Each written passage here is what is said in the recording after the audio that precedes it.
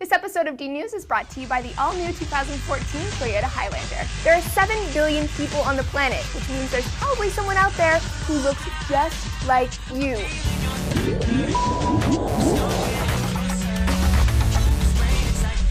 Hey everyone, Lacey Green here for D News. 2 strangers who are completely unrelated and look exactly alike. Doppelgangers are a total trip and they're found all over the world all the time. Our understanding of doppelgangers has taken on a more casual understanding this day and age, but the concept's been a part of paranormal folklore for hundreds of years. The term itself originated in Germany and means doppelgoer. It described the phenomenon of seeing someone who looks exactly like another person, or perhaps seeing someone who looks exactly like yourself. Most commonly, the visions of oneself are reported as happening in your peripheral vision.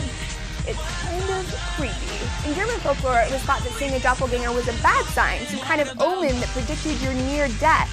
And strangely, Abraham Lincoln, Catherine the Great, and Queen Elizabeth I were all reported to have seen a doppelganger before their death. One night while relaxing at home, Lincoln glanced sideways into a mirror and saw another person, nearly nose to nose with himself in bed. The figure looked exactly like him, with a few exceptions. He said the figure was slightly shorter and a little paler than himself. When he examined the mirror, it went away, but as he lay back down, the doppelganger reappeared. He reported a pang of pain in his head while he was experiencing this. Of course, experiences like these have inspired hundreds of fictional offshoots in film and television. So how might one explain such spooky strokes with yourself? Some possible answers were accidentally stumbled upon by doctors who were doing a pre-surgery evaluation on a patient with epilepsy.